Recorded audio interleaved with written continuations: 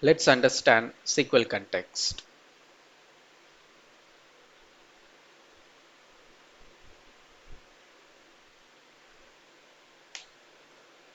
Polars uses SQL context object to manage SQL queries.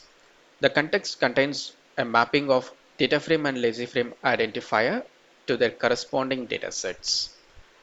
Let's import polars.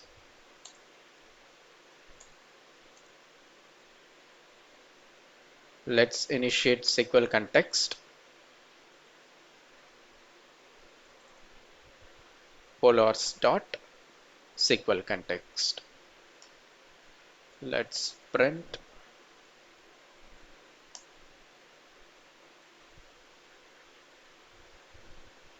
This way we can initialize SQL context and register datasets.